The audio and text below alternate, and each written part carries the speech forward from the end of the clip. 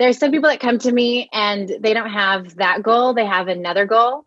And people that reach their goal are the ones that are committed and will stay consistent and to learn what they have to learn to be able to accomplish what they need to accomplish.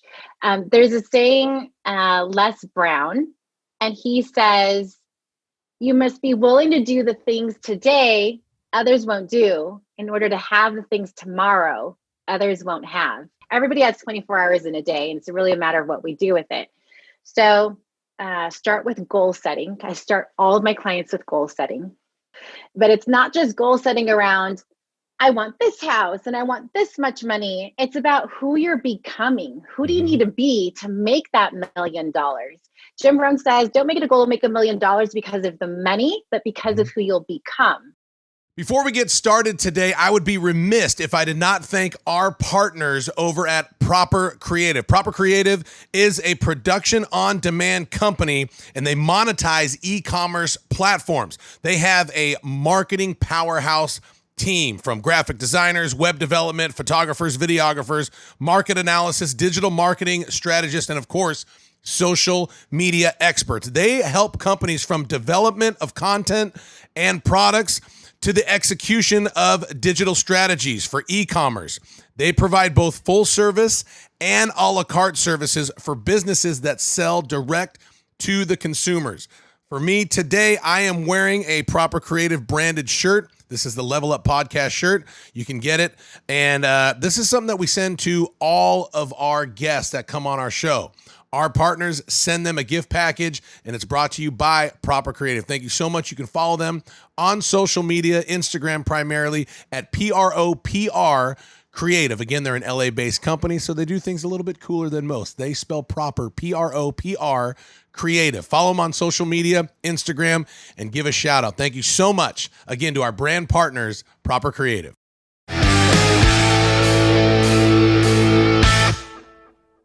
Welcome to another week of Level Up with Matt Rogers. I'm Matt Rogers, your host. With me, as always, my right-hand man, Eli Adelman. Oh, hey. Hey.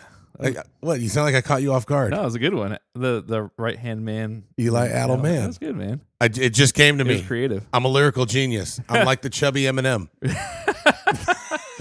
Oh, man. You know what I'm saying? That's good, man. You feel good today? Dude, I'm so good today. We had a good weekend. We did have a good weekend. All kinds of good stuff happening. We had a prosperous weekend. Yeah. We baptized kids in the pool, and some kids gave their heart to the Lord. And so good. It's cool. Anytime we could work with youth and like that light goes on, like, wow. Right. God's real and I can talk to him. He's not just like way up there and I'm down here. Yeah, dude, it was good. And Dean Sykes, man, he was over at your house. Dean Sykes. He's episode, what, like 112 or something? Let me look.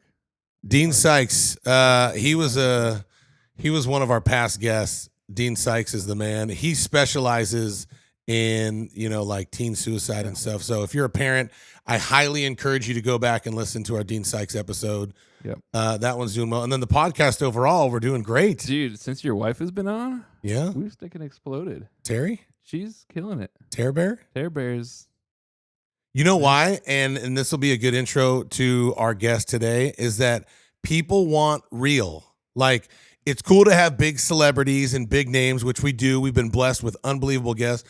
But like all of us, we want the real story. Like you kind of don't really care about the name of who the person is. You want to hear their story and say, well, how can that story help me? Right. Which is what Level Up is all about. Oh, baby. Which is why we brought you this guest today. Of course, met her through our man, Rex Crane. Rex always has a Rolodex of just beasts. Yeah. Whether it's business, life coaches, ministers, celebrities, uplifting. This lady, she's been on the Dr. Phil show as well as Chelsea Handler show. She is a financial expert. So male and female, listen up because she can really help you. And people pay a lot of money for her time. And I'm going to try to get like tips for free for you guys today because you didn't pay to be here, but she's coming on. So let's see what we can get from her. So the one and only Michelle Tascoe is in the house. How are you? I'm good. So glad to be here. I'm glad that you're here. I love your backdrop. You're looking fresh today. How do you feel? I feel amazing. I feel amazing. You should feel amazing. It sounds like you have Yeah. an amazing life. I mean, you're helping your clients pay off, I mean, tens of thousands of dollars. You're helping them get debt free. You're helping them get 5-figure raises. Is that true? Yeah. It's so true. Like, I mean, I've Five had like employment. like a $5,000 raise or like a $9,000, but 5-figure raises. I mean, we're talking about 20, 50, $60,000 raises. Yes. And then, I mean, you also help them double, triple their money in their bank account. You help them buy their first home. You help them buy their first investment property, and you ultimately help them become debt free. Is that right? It's true. Yes. I've been Okay. doing this for 12 years, and the amount of results that my clients are achieving is phenomenal. How do you know? Like, how do you know they're achieving results? What do they say? Because I see their bank accounts. I mean, your bank account is really like your underwear drawer, right? You don't want anybody else to see it. But because we work so intimately and because I need to see what's actually happening, I also see when things are moving in the right direction. And so there is nothing to hide. So, do you have any like personal stories from clients that they tell you like all the time? Yeah. I just got this text this morning. I was like, such great timing. I was working with this client last year and she said, Michelle, I'm so excited to share with you that I just closed on a house 2 weeks ago. I also got a new car. So funny. I got rid of my Range Rover and got a Toyota 4Runner, which is more affordable, lower interest, and actually nicer than a Range, and a new puppy. And I still have a good chunk of money in savings. I think a year ago, my credit was lower, living paycheck to paycheck with no savings. Wow, I could not have done this without your help and guidance. So I wanted to say thank you, all caps. It was truly life changing. And this is a VP at a nationwide asset management company. So they manage real estate all over the country. And you think that people that have the big title and the big office are doing well financially. It may look good on paper, but when you really see someone's bank account, you really see what's going on. So that's what I help my clients do, get No, things back on track. it's absolutely true. An old CPA that I had before, he was great and he would help me and he would do all these things, but he would say, like, hey, I'm really good at telling people what to do. He goes, but I'm terrible at doing it myself. It's crazy, Right. right? I mean, So have you true. always been like this? Have you had a knack for finances? Like, were you born and raised like, hey, your parents taught you how to manage money? Like, how do you become this? Because it's not like you're just helping, um, the common folk, even though you do. You have Right. you have VPs of companies, you have celebrities, you have political people that you advise that we would know their names very well. I don't want to, make you name drop, but we would all know some highly political people that she advises financially, which is a great thing because you're also a woman of God, which we will get into all of that. Your story's amazing. But were you born and raised like this on how to manage money? No, absolutely not. And I think that's actually the beauty of it. It's because when you know life without, you know what life can be with, and then you follow the steps to actually make sure that you're stewarding whatever it is that you're given, right? If you're faithful to be a ruler over much. And for myself, I ended up with 4 credit cards and in collections, and my car was repossessed. So Wow. how's that as a start as a financial life coach with my USC education, mind you? But they don't really teach you finances in school, So it's not taught around the dinner table. It's not taught in the classroom. So I had to learn it myself. So does it frustrate you like it does me? Because we've been kind of talking about that for 20 years and we still haven't made it any changes at all. They still don't teach it in school. We still don't talk about it around the dinner table. And we still have the same problems, if not worse. Are you seeing that too? I do. But, when you think about if our government is trillions of dollars in debt, then that is really, I'll say, what we're influenced by. We're influenced by uh, those that are above us that are in power. And if the objective and the focus isn't to get out of debt, even in our economy, then why would that be something that is a focal point in just regular people's households. And it's not. It's the keeping up with the Joneses. It is, I have this saying, if you don't have a plan for your money, someone else will have a plan for your money for you. And it's to shop, it's to spend, it's to buy, beyond what you're bringing in. And that's what is normal. It's normal to have debt. It's normal to have student loans. Yeah, and that's why I love talking with people like you that actually know what the heck they're talking about, because so many people, especially in today's economy, we rely on the government. We rely on the system. And I'm so against that, I mean, it doesn't matter who you voted for. Of course, I voted for certain people, but look at, dude, Bush put us in further debt, Obama put us in further debt, and Trump put us in further debt. It's like, it's getting worse and worse and worse, whether it's a red or a blue candidate. And stop relying on the system, the government. Rely on yourself. Like, use the gifts that God has given you, whether you're a plumber or a CEO, right? I mean, you help all types of walks of life, right? Absolutely. And I think it's sad because everyone's looking for when's that next stimulus check. And so now we're hooked on, when is the government going to give me more money? And the government owes me more money because of what's going on. Instead of, for a handful of my clients, they've actually transformed their financial situation in this time, in this pandemic, because they took a skill, they saw an opportunity, they rolled up their sleeves and they got to work, and they brought value into the marketplace. And when you bring value to the marketplace will pay you for the value, the level of value that you bring to the marketplace. Okay, so let me just ask you a question straight up. I'm just going to say this. I'm glad I'm not talking to another white male. I'm glad I'm talking to an Asian female. And the reason I say that is because, has being an Asian female hurt you, helped you, or it doesn't matter because you have what God put inside of you? Doesn't matter what you look like or where you come from? Or is like, no, Matt, it actually has been harder for me, because that is all we're hearing about right now.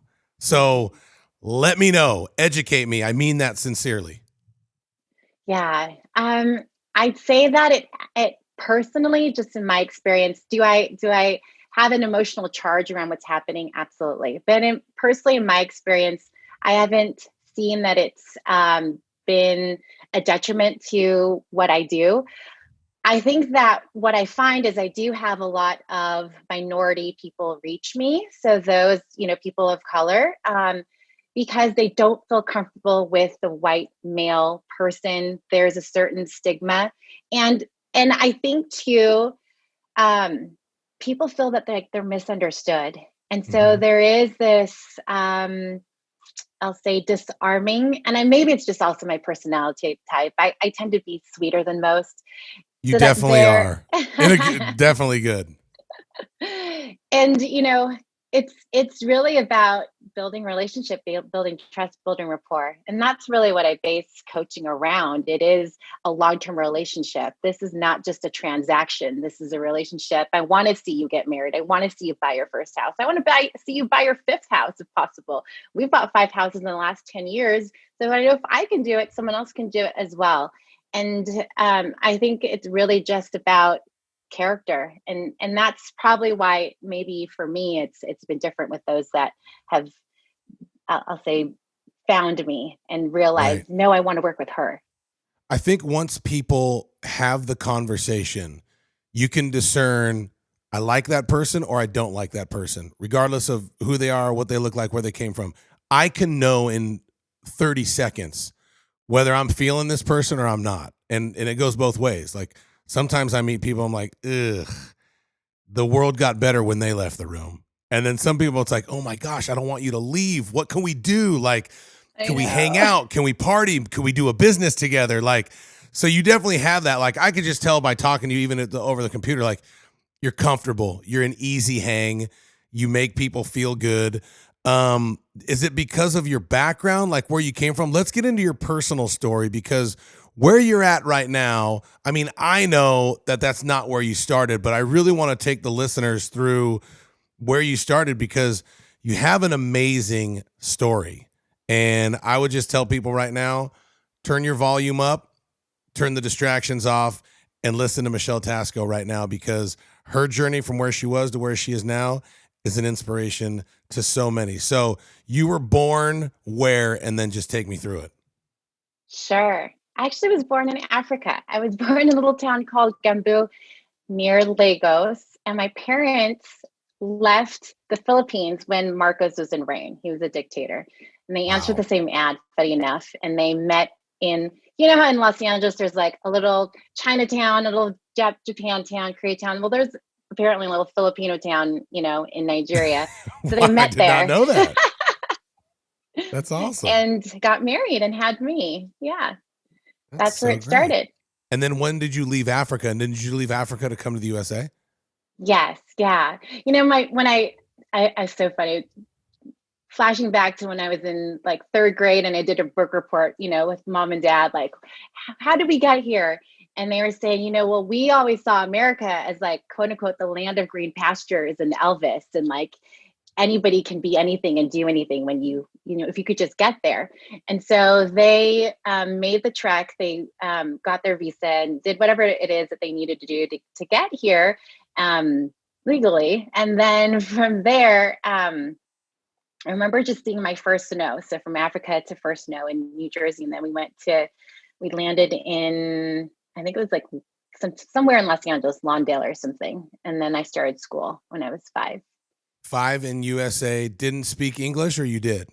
I did. I Okay, actually good. knew a little bit of French because Sesame Street was in French in Nigeria, funny enough. Say something in French. Ready, go.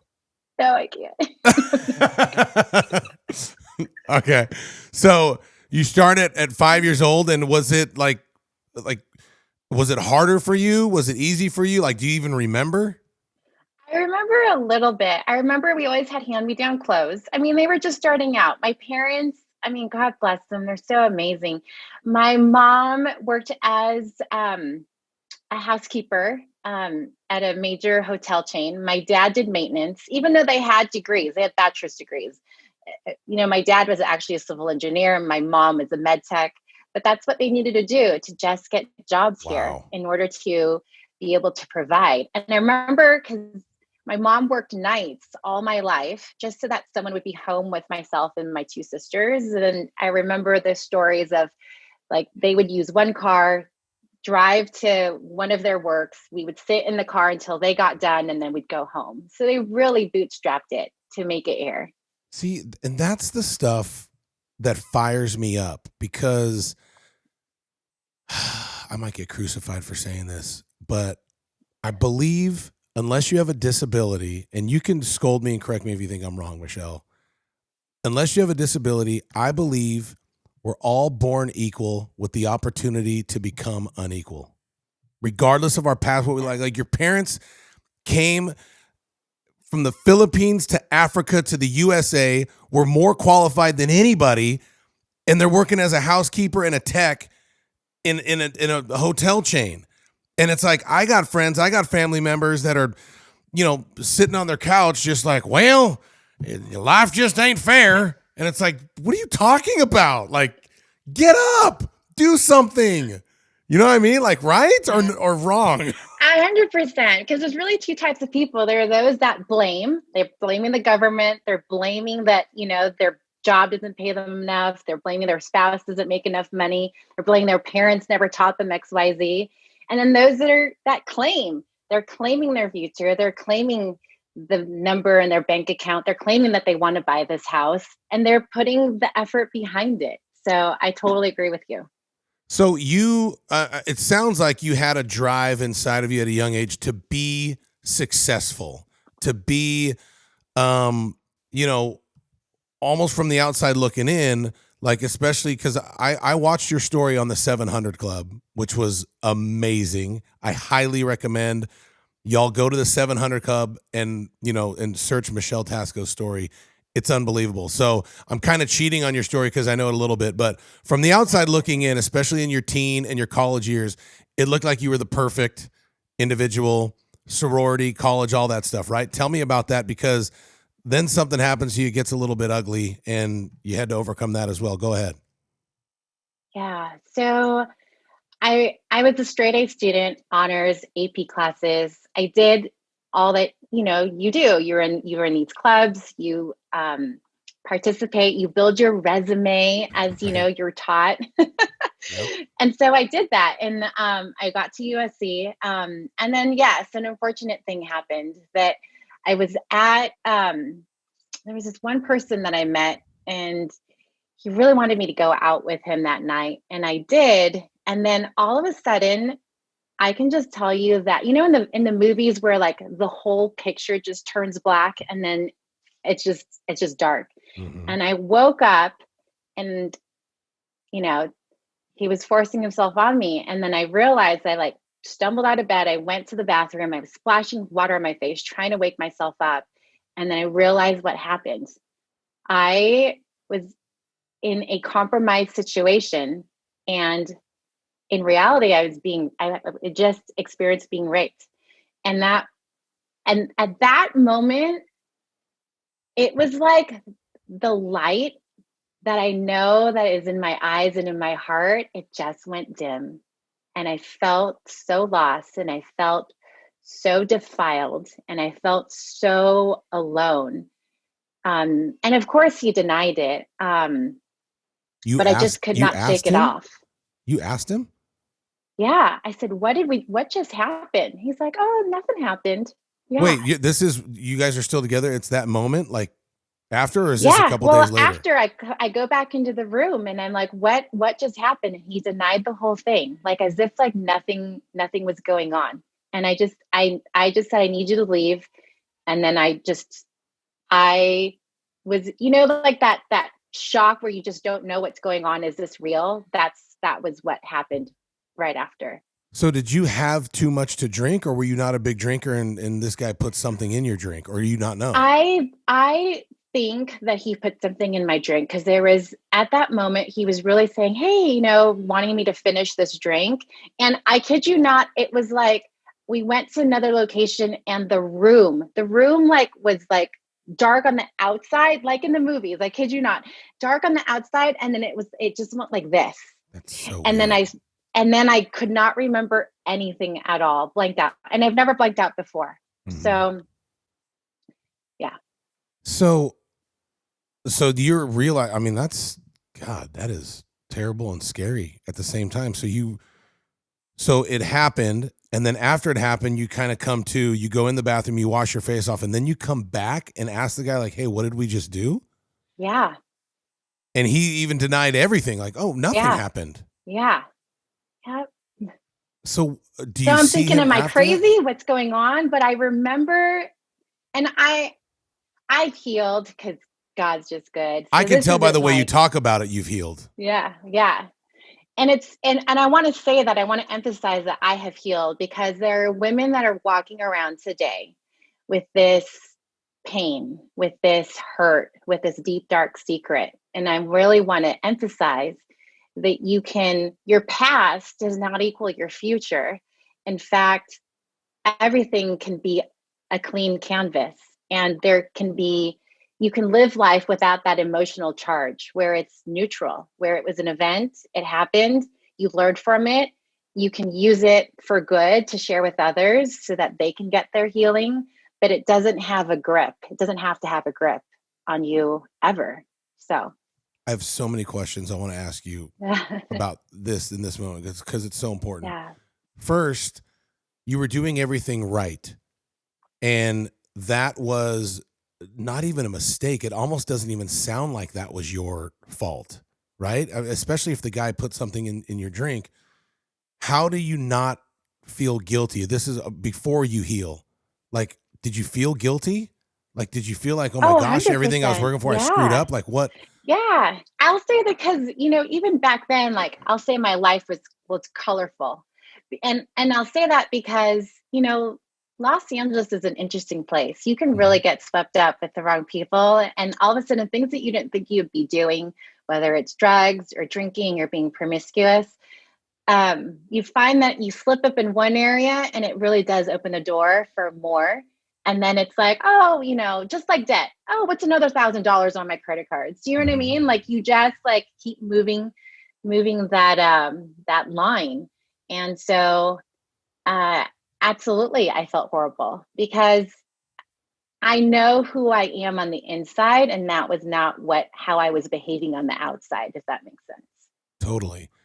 How can you how can you help women? Because the majority of people that I talk, let's just say the majority of women that I've talked to that have had a similar experience like you have had, they are not in the same mental place you are right now. They are not healed. They are still carrying guilt, shame, anger, unforgiveness, all of that, which in a way is justified because it wasn't their fault. Yeah.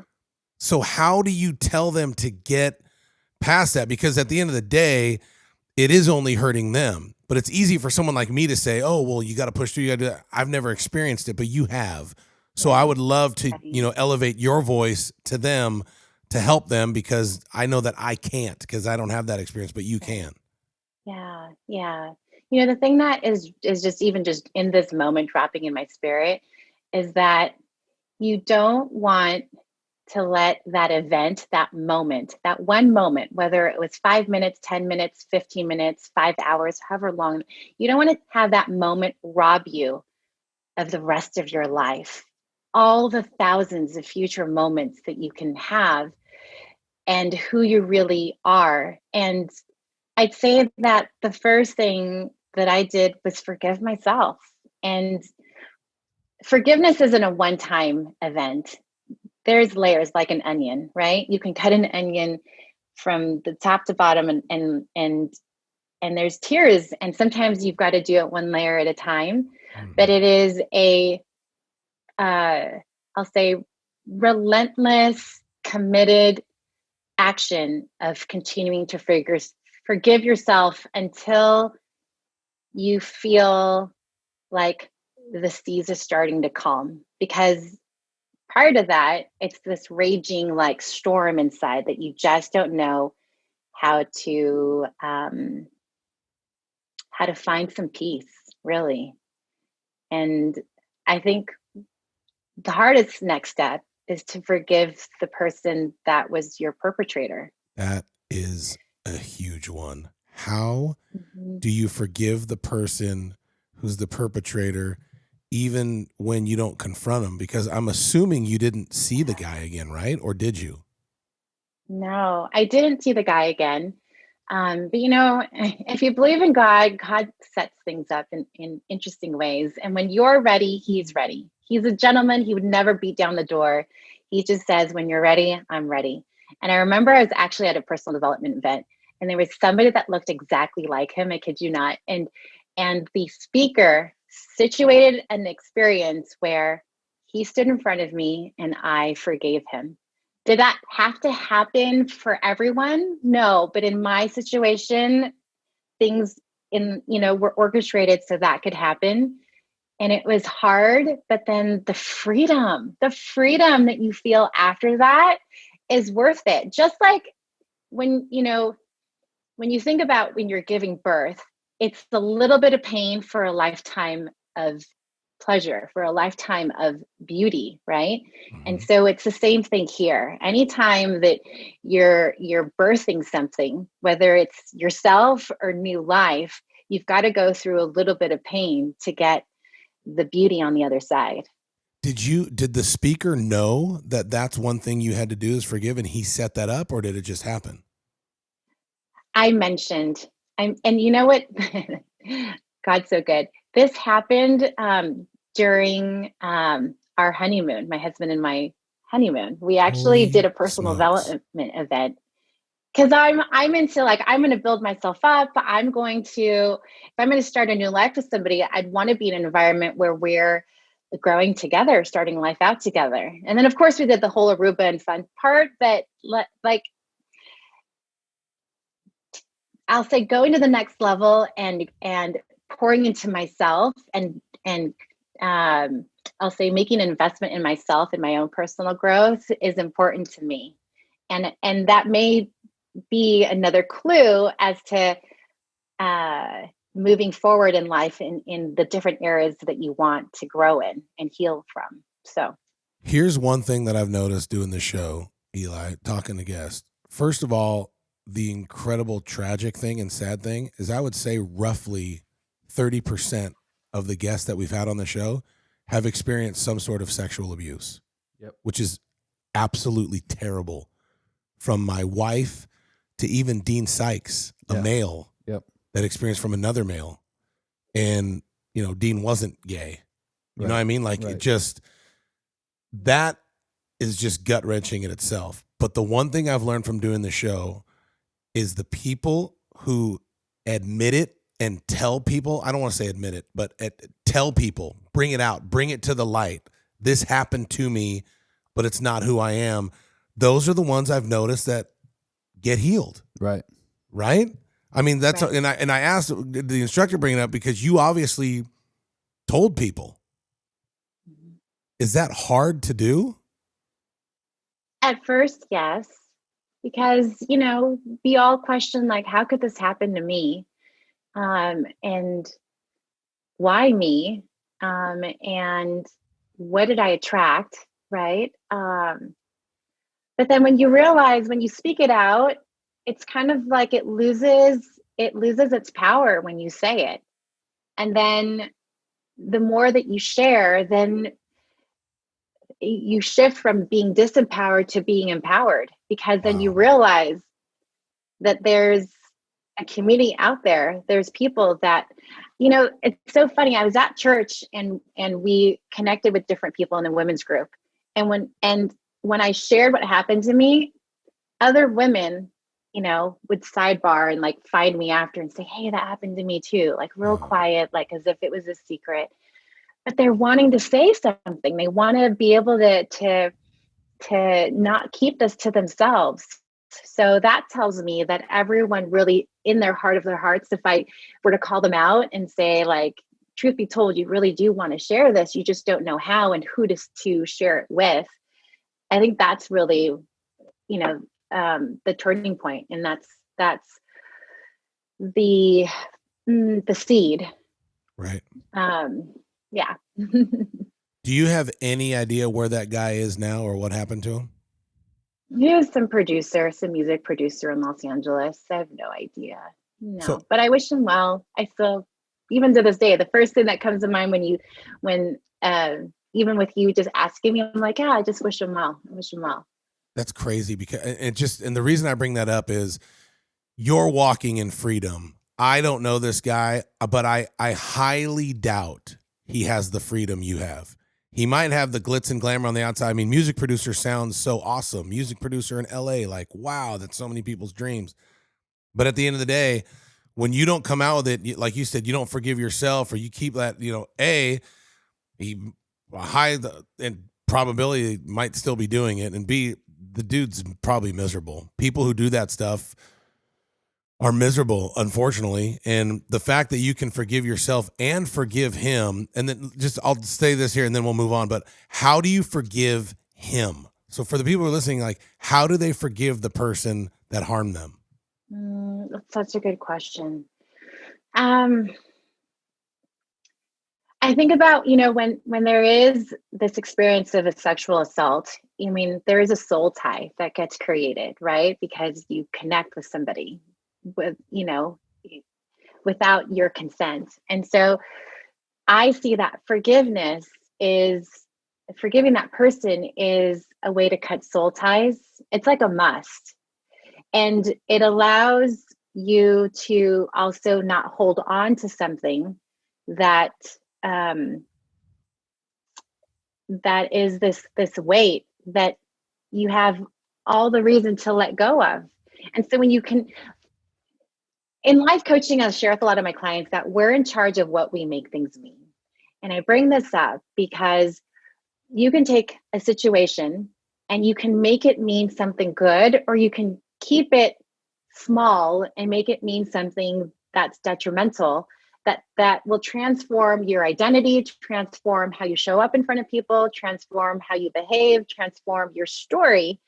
And when you realize that, wait a minute, I'm in charge of making that mean something that will empower me for the future, I think that's the catalyst for turning something totally around and then giving yourself the empowerment to forgive, let go, release so that you can be free yourself. So I've never thought about it that way. So it's like that happens to you and now it's attached to you, and you forgiving them is your way of getting it unattached to you and letting it go. Yeah. That's really, really cool. Yeah. Just taught me something new today, Michelle. You're so awesome. You're so welcome. So after that, did things get worse for you? Things get better? How old were you when that happened? And then where did you go from there? Yeah. So that happened when I was 25.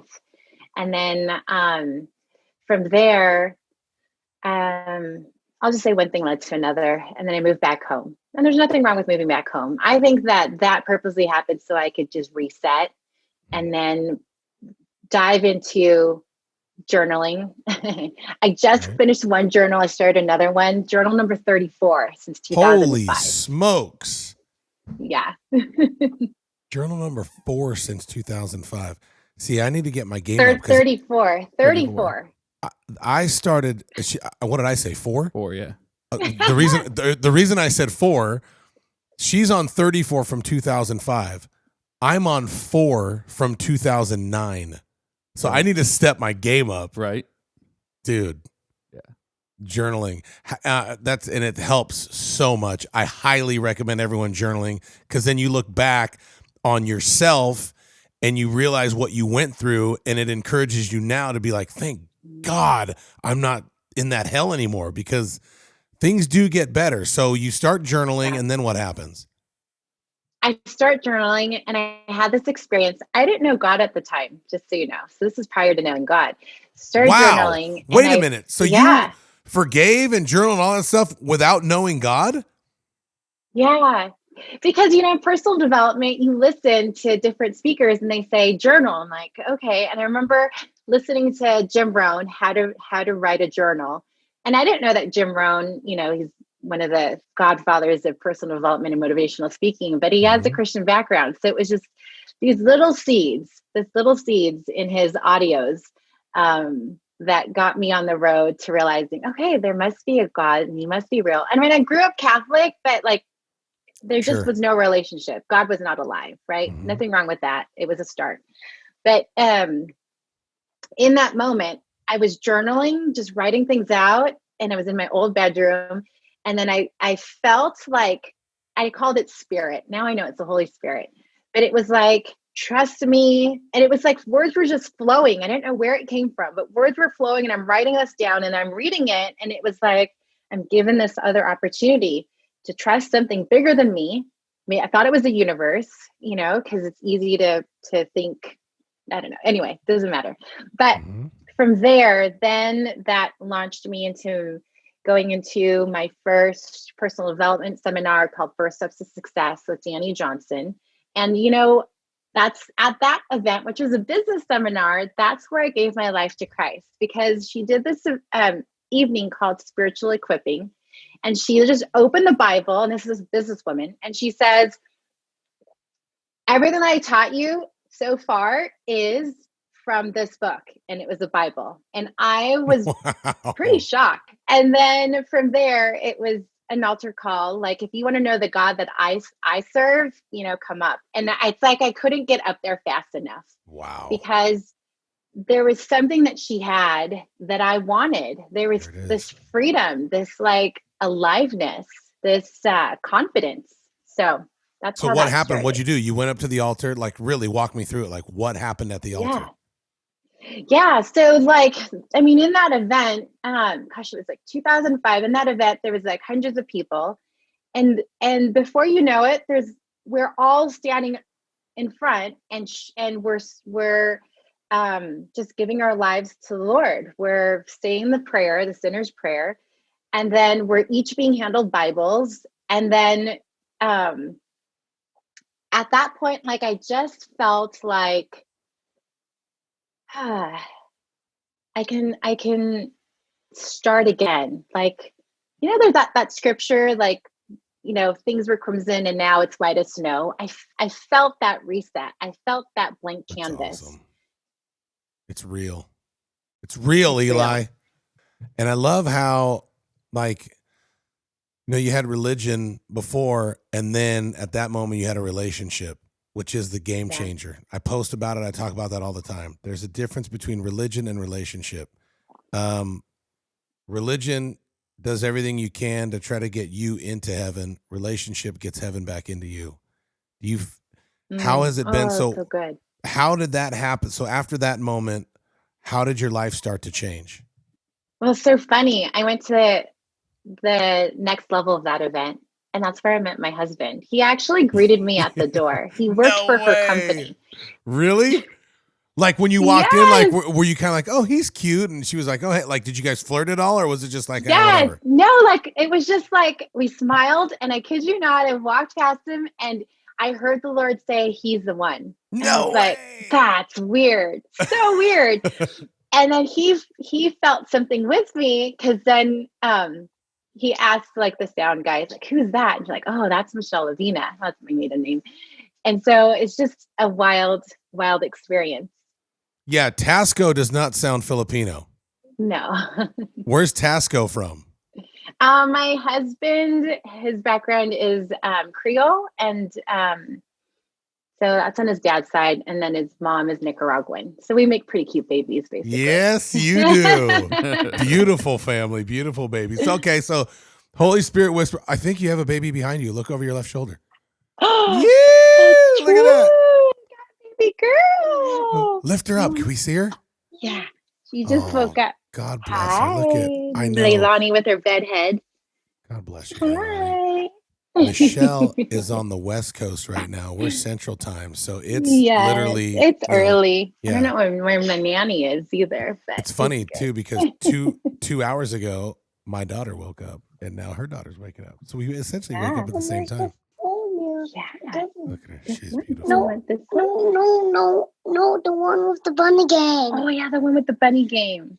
My daughter knows my phone better than I do. Mama, look at this one. Yeah. Give Leilani the bunny game. Okay. You want to go inside Daddy downstairs? No. Can I take a break real quick? Yeah, go ahead. We'll and drop her? Yeah, go ahead. Okay, so you meet your husband. The Holy Spirit tells you that's your husband. Like, did you say like, "Hey, God just told me we're supposed to be together," or like, did that play out itself? What happened at that event? No, not at all. I really, now that I met my husband, believe in like soulmates. We were like magnets. We just would kept passing each other, and it was just electric. And I'm like, gosh, what is this? What's going on here? Anyway, so at the end, again, before just getting to know God, but I passed him a piece of paper, and I had just looked up what my name meant, which is Michelle, who is like the Lord. And then I put my email on there, and I just wanted to keep in touch with him. So we just texted back and forth and emailed. I actually told him, we'll see how long you last. It's just easy to date in Los Angeles. So. Wait, where? So you're located in LA. Where's he located? He is in Northern California. So this is long distance for sure. This is long distance. Yeah. So when you say we'll see how long you last, does that mean we're dating now and we'll see how long you last? Yeah. Or we'll just see where this goes. There wasn't even like dating yet. It was just talking. So yeah. Got it. Like cute little flirting. I got you. Yeah. And then how long did you guys date for before you got married? About almost 3 years. Long distance. Really? Yeah. Like what? You'd see each other like twice a month, once a month, or what? Yeah, every other month. Oh, snap. I know. Was it hard? Absolutely. Yeah. But, we look back and we always say to each other, we could have gotten married a lot sooner, but God was working on each of us. Mm-hmm. And it's better when you're two whole people coming together than like a fraction of yourself. And so I just trust God's timing on that. But yeah. When did you tell your husband what happened to you from the other guy? Oh, so I'm glad you asked this, because I think it's so important to be transparent with someone that you connect with. But and I remember before we got married. What was that? So scary to do, though. Yeah. But before we got married, I said, I just needed to tell you everything. I am a firm believer of just laying it on the table. And if he's going to love me, he's going to love me for all that I am and everything I've been through and all that I can be. Right. And so I sat on his lap because I needed that, closeness. And I just like That's a cool. baby. That's and cool. This happened to me. And I went through this and I lied here and I did this thing and I did that thing. And when it was all done, he just hugged me and just said, I love you. And it was done. Come on, dude. I want to cry. That's awesome. It's too early in the morning for a couple dudes like you and me to be crying, Eli. I'm not crying. You're crying. I'm not crying. You're crying. Dude, I love your husband. I want to be his friend. What's his name? His name is Jerubai. Jerubai. Yeah, it's a Bible name. God will contend. He's pretty handsome too. I bet he is. That's awesome. So was he a man of God when you guys met? Yes. Yeah. He grew up in the church. Yeah. That's so awesome. And then you guys get married, and then is everything perfect after you get married and, happy ever after? No, I wouldn't say so because we live on planet Earth, Matt. Right? Seriously. Last year, I broke my leg. I had a miscarriage. My daughter's going through this extreme eczema, and I'm still like hopping on the phone, coaching people that, are well-known people and just getting it done. So, yeah. See, that's important because life happens to all of us. How do you decipher to what you let people know to keep you real? Like, hey, man, I lost a baby this year. I broke my leg. My daughter's battling extreme eczema versus constantly wearing that because you don't want people to feel bad for you and you don't want to be like this dark cloud. It's like, oh God, something's always wrong with Michelle. You know what I mean? Like, but at the same time, you're going through stuff, but I could just tell you live from a place of victory, even if you're not experiencing victory currently. Yeah. I mean, it's our attitude, right? I love that poem by Charles Swindoll that your attitude will make or break a corporation, a church, a home, right? And your attitude determines your altitude. And so for me, I've always seen it as it makes me real, yes, but it's how you talk about it. I'll say that being a victim has a certain tone and language, but walking victoriously also has a certain tone and language. And so the thing that's really dropping in my spirit right now is that you come from a place where life is not always just happening to me because that's victim. Life is happening for me because that's victory. And so when you operate from that place, then absolutely, you become relatable because things happen to you, but you don't use that as manipulation because it's an issue of the heart. You use that to say, yeah, I'm going through things too. Because some of my clients will say, Michelle, like, I always thought you were perfect. I'm like, there's no way I'm perfect. This happened, this happened, this happened. And then it makes them feel like, okay, this is a real person too. And I say that because it being an issue of our heart. If you're trying to always put up a front, that's a heart issue. If you can be real and drive empowerment and motivation from it and inspiration and encouragement, then that's the language of someone that's victorious. Amen. She also just taught me a saying that I wrote down. I don't know if anyone's done this before. So like you can share it, but you don't want it to become your identity, right? So I wrote down, share it, don't wear it. You like that? Good. Has anyone ever done that before, or is that new? Did we just make that up? I don't know. Share it, don't wear it. Boom. I'm going to make a t-shirt or maybe like a nice poster. There you go. I like that, Michelle. So tell me, like you're at now, I mean, how do you get from all of that and what you're going through to you are a top business advisor, financial coach, life coach. We said in the beginning of the podcast, you're helping a lot of people do a lot of successful things. How do you get to that point, and what makes you different than, all of the other hundreds, thousands of life coaches and financial coaches out there? Yeah, I mean, I'd say that it's consistency. And I I don't like leave anything off the field. I put my heart into every single person I'm talking to, and I truly want them to succeed because it sucks when nobody's cheering for you. You know what I mean? I Sure. remember being in junior high, just a story, because again, it's about what we make things mean. I remember being Mhm. in junior high and my girlfriends thought it would be funny. I mean, yeah, I guess I thought it would be funny to pretend that I was invisible for 2 weeks. So I Wait, would oh wait, walk they're doing this to you behind your back. You to don't know me. this? Yeah, I don't know about it. Oh, I that come up and freaking I say sucks. hi. I I know hate girls stuff can like be that. mean. They can be mean. I'd say hi, and they're like, "Oh, literally, this is what they say. Oh, did you hear something? Oh, that must have been the air." And then That's walk not cool. away I hate as that if I stuff. was invisible.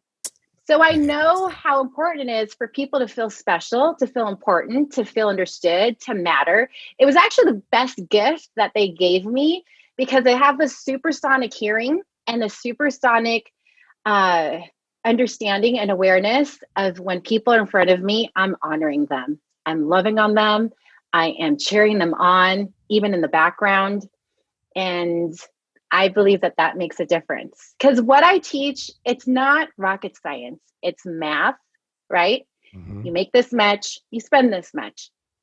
And sure, there's some strategies in there, and I'm not downplaying what I'm doing, but if somebody trusts you, they'll believe in you, and then they'll also begin to believe in themselves because it's easy to start things, but it's hard to finish things. But to get somebody to the finish line to follow through, that's Mhm. because you have a relationship. And Amen. not only do they trust you, but they trust themselves to get to the other side. Are you recreating the finish line every year, every month with your clients? How do you recreate the finish line and how do you say, "Hey, we got to the finish line"? Like when's the victory with your clients? um, when the victory is always occurring because there's always new goals, right? And I teach my clients that you're really living from your future. There's a scripture that says that a man without a vision will perish, right? Mhm. And so you've got to keep re-upping that vision because when you reach that the goal that whatever it is that you set for yourself, if you're on this perpetual movement moving forward, then you need to set new goals or you get to set new goals in front of you so you can keep that momentum building. And then you realize, oh shoot, I got here. What if I could do this? What if I could do that? And then that also perpetually builds your self-belief.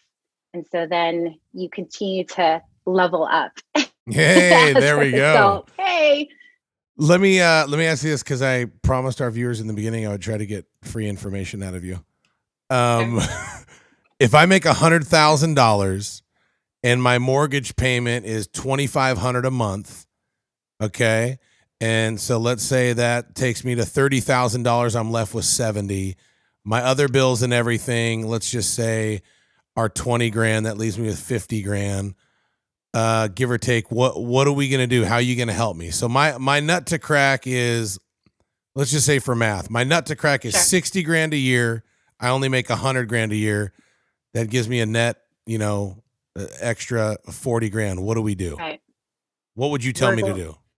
I would one, pay off any debt because just because you have that much money in the bank doesn't mean you don't have debt. And Right. I have found lots of people with lots of zeros carry a lot of debt. They're overextended and their money is costing them money. So the fastest thing that you could do is to pay off debt because you don't want to have that student loan with the big payment without the house because it's a mortgage payment and you don't have a house. It's just costing you money or even the credit cards, right? So we would get rid of debt ASAP. The next thing we would do is we would put that money to work. I happen to like real estate. Most people like real estate because they get it. It's a house. Somebody's got to have a roof over their head. I'm either going to flip it or I'm going to hold it. And how can I get into a property that I can leverage? So someone else is either paying that down for me or I'm selling it so I can take that money and put it into more houses. So let me ask you a quick question. In this example, I have 40 grand. Let's say I have $70,000 of debt. Right. Are you taking that 40 grand? Is rule number one before we do anything else, pay off the debt? Yes. Yes. Because why? Because you'll never gain an interest off of a savings account. I mean, most like mainstream banks, you're getting like 0.1% interest, right? Maybe if you do like a digital bank that's not brick and mortar, you'll get like maybe at most 2%. You'll never gain an interest with what you could save in interest rates off of your credit cards, because that's usually like what, in the 20s. 20s, yep. So you want to get out of that. You want to get out of that because, and I crunch numbers. I'm a math girl. I love spreadsheets. I love numbers. Whenever I look at people's payments, whenever you make a minimum payment, it's always almost 55% of that minimum payment goes to interest. Yep. So that's what, $45 of every $100 is actually going to principal. That's a slow crawl. You're just giving that bank money. You know what I mean? Yep. What, couple questions here. Is my mortgage payment, which I have one, considered debt? Yes, it is debt, but it's also something that you're leveraging because hopefully your house is going to appreciate in value over time. And hopefully you've at least refied because interest rates are really low right now, so that it's not really costing you as much money. So then you're looking at like the efficiency of money. If I can borrow at this lower interest rate, but invest it here at a higher interest rate, so it's making more money than what it's costing me, then do that all day long. So are you good at finding those investments? In real estate, yes. In the stock market, I have people that I send my clients to. Okay, so now let's just say I've paid off my debt, and I have $20,000. Can I take 20 grand and get in the real estate game? Because it doesn't seem like that's a lot of money. Yeah, that's a good question. It depends on where you buy. So I'll have clients that'll buy out of state, and I'll connect them with certain investors that I know of. And yes, it's actually a nice chunk of money that you can put down somewhere.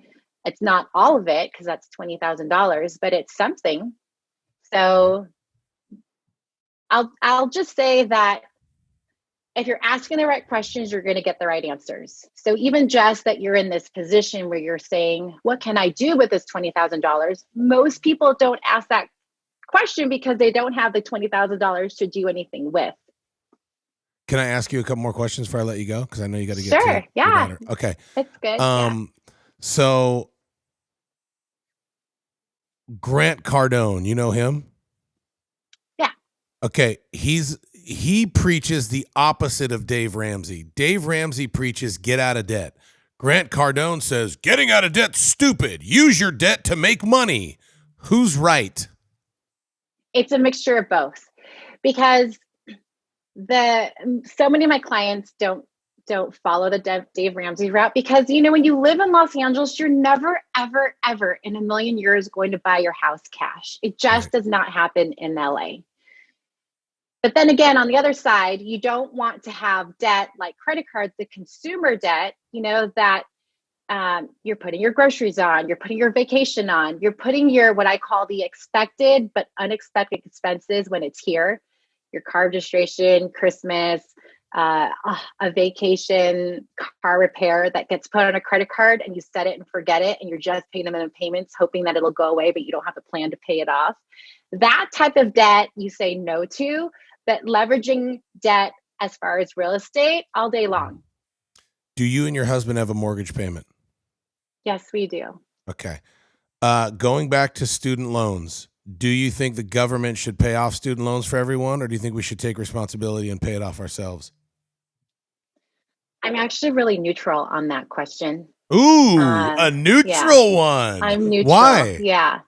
I'm neutral because for some, they knew, like, nobody tells you to get student loans.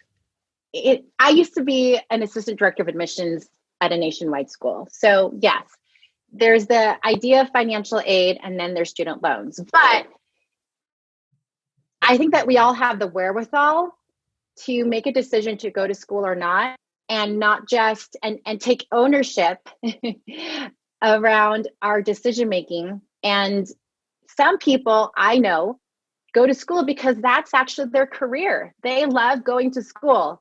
It's structured, it's reliable. You can win at it. You could feel good that you earned another degree, and then you want another degree, and then you want another degree. And so for those of the people that are in that boat, then you know what you signed up for. For others that I'll say they needed to get into the workforce for some reason, or they're really wholeheartedly trying to advance themselves in some types of skill, then I would take a look at, how can that be forgiven? So I'm neutral. I think it depends upon someone's background, and it's again a measure of the heart, because I'll have people disclose to me, I just did this so that I can pull the money out to pay for this, because you can manipulate the system in some way. So that's why I'm neutral. I have no problem giving money. Like, everything I have belongs to the Lord. I've already settled that a long, long time ago. So if I get $10,000, if God lays it on my heart to bless people, I know He's going to have me give at least $1,500 of it away, at least 15%. And if He has me give more, dude, I'll give more. What I don't like is when the government tells me I have to do this. Then I'm like, no, you can't take mine. You know what I mean? When it's God, it's like, you can have whatever you want, Lord. But when it's the government, I'm like, you can't take mine. So I want to ask you, if we forgive student debt, who pays for that? Is it us? Is it you? Is it me? Who is it? Because I really don't know. Because I've heard, if you watch Fox News, it's like this. If you watch CNN, it's this. But what's the real answer? I think if I knew the real answer, then I'd be in governmental office somewhere. Just keeping it real. No, I can give you my opinion.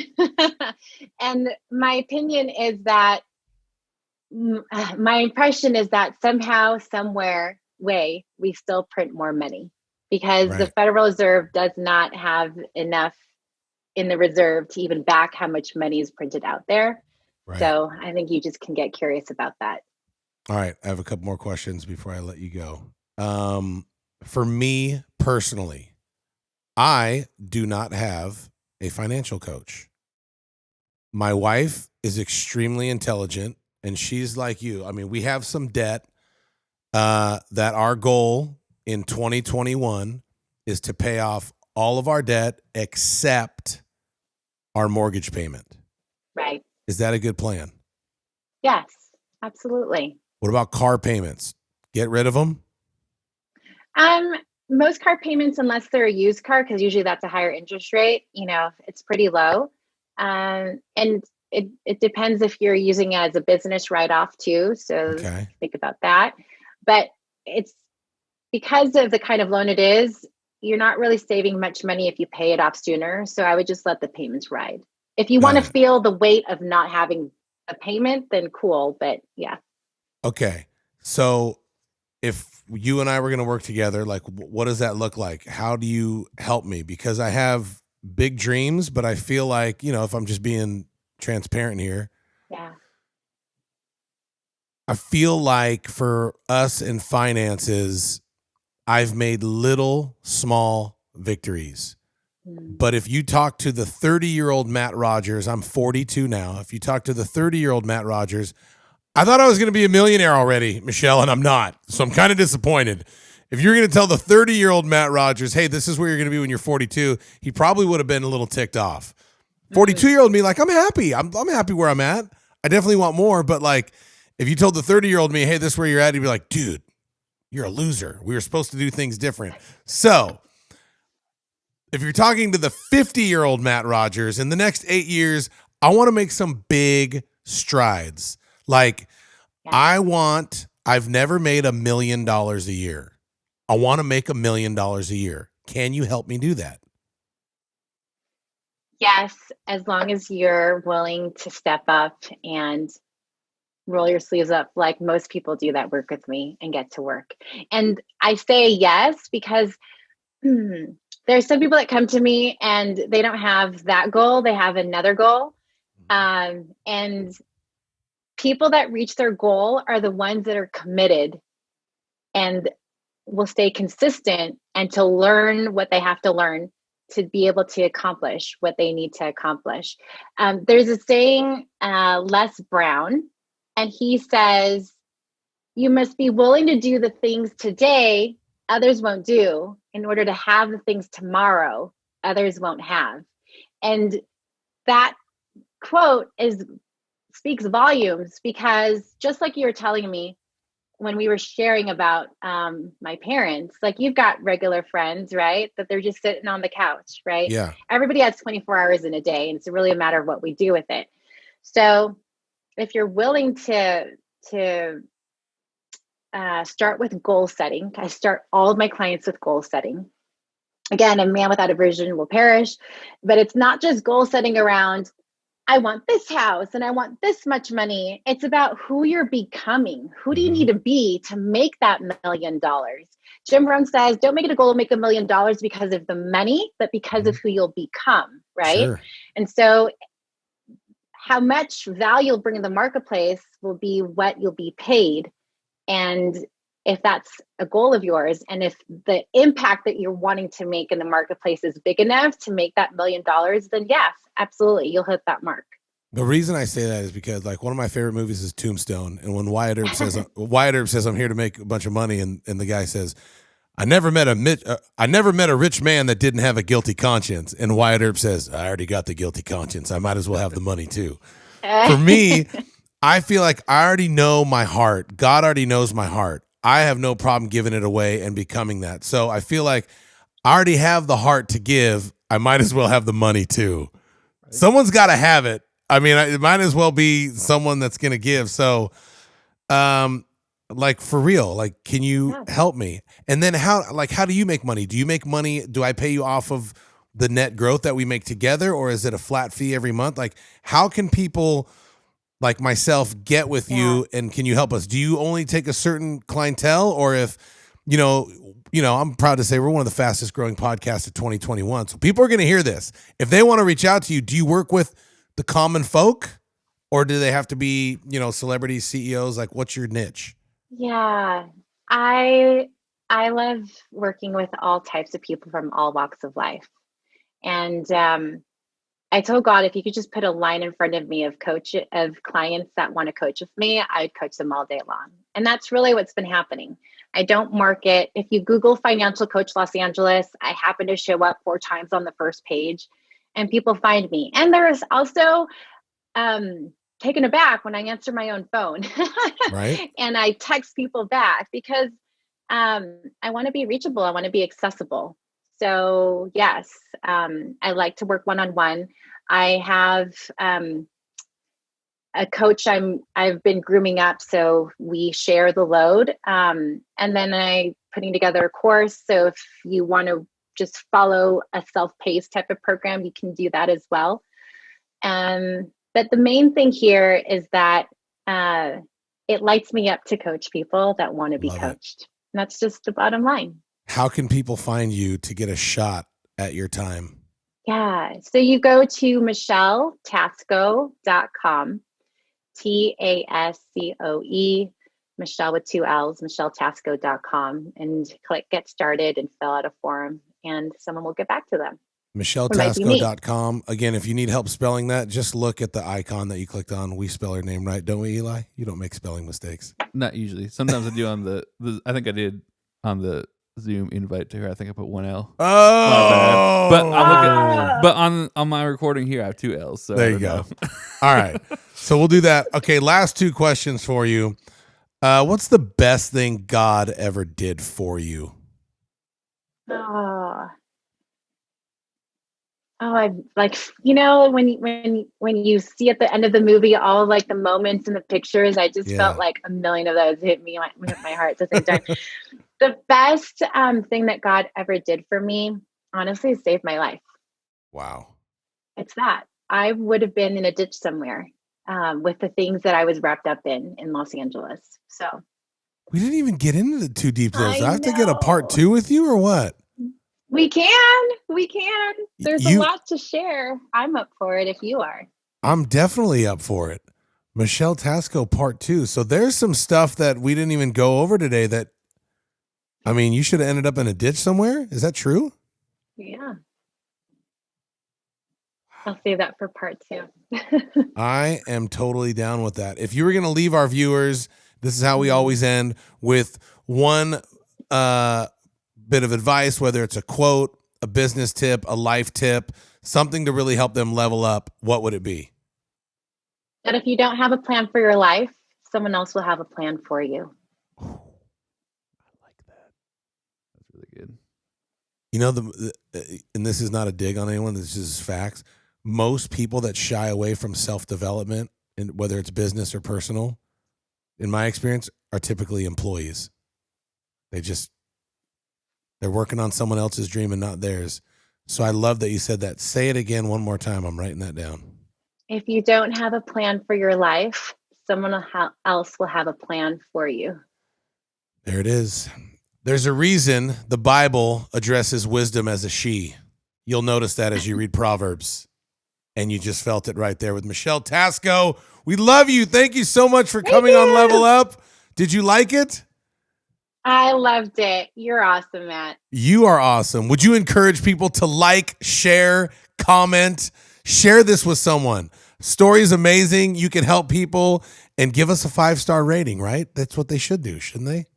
Absolutely. All day long. Thank you so much. Please like, share, comment.